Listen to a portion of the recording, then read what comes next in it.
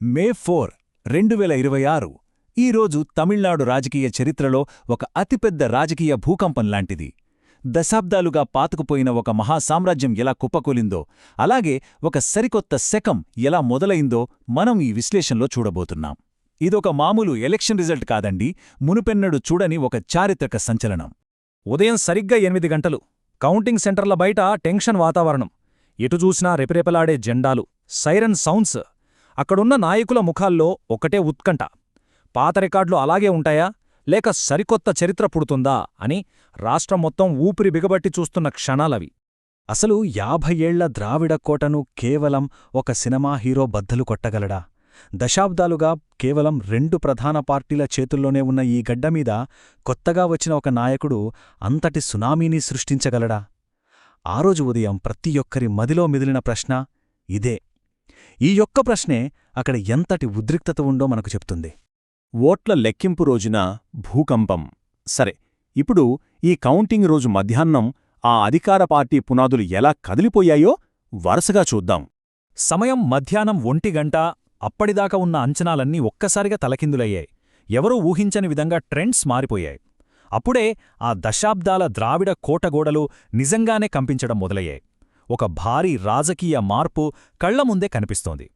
ఒక శిఖరం పతనం. ఈ ఎలక్షన్స్లోనే అత్యంత షాకింగ్ అనిపించే రిజల్టు వైపు ఇప్పుడు మనం వెళ్దాం. 8795.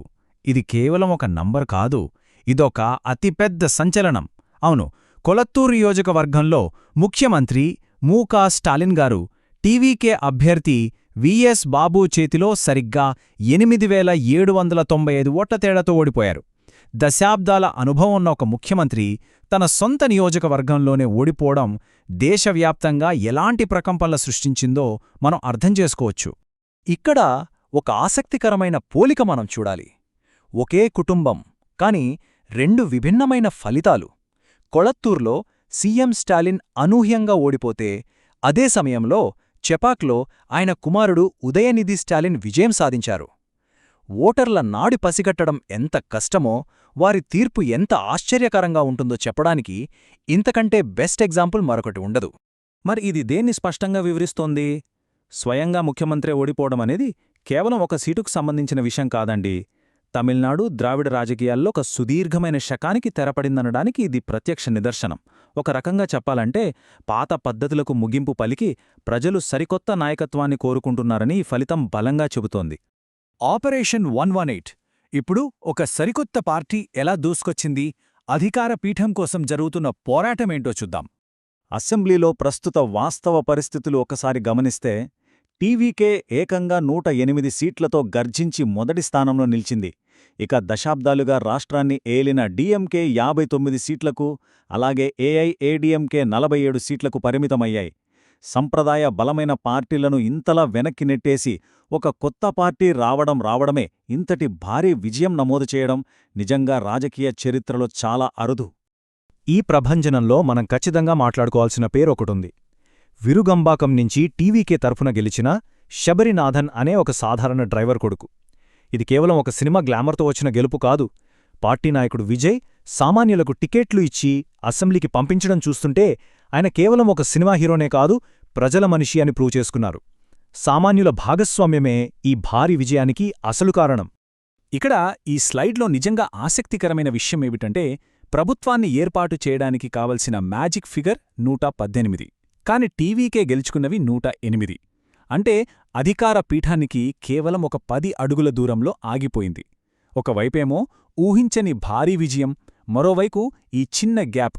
ఈ 10 సీట్ల లోటు ఇప్పుడు రాష్ట్ర రాజకీయాల్లో ఊపిరి బిగబట్టే ఉత్కంఠను రేపుతుంది. తుది పోరాటం. ఇక ఇప్పుడు తెర వెనుక అసలేం జరుగుతోంది, రాజకీయాలు ఎలా మలుపులు తిరుగుతున్నాయో చూద్దాం. ఆ తగ్గిన 10 సీట్లను భర్తీ చేయడానికి రాజకీయ తెరవెనుక మంత్రాంగాలు అప్పుడే మొదలైపోయాయి. 5 సీట్లున్న కాంగ్రెస్ పార్టీ టీవీకేకి మద్దతివ్వడానికి సుముఖంగా ఉన్నట్లు తెలుస్తోంది. ఇక మిగిలిన ఆ 5 సీట్ల కోసం పీఎంకే, వీసీకే లాంటి పార్టీలతో ఉత్కంఠభరితమైన చర్చలు నడుస్తున్నాయి.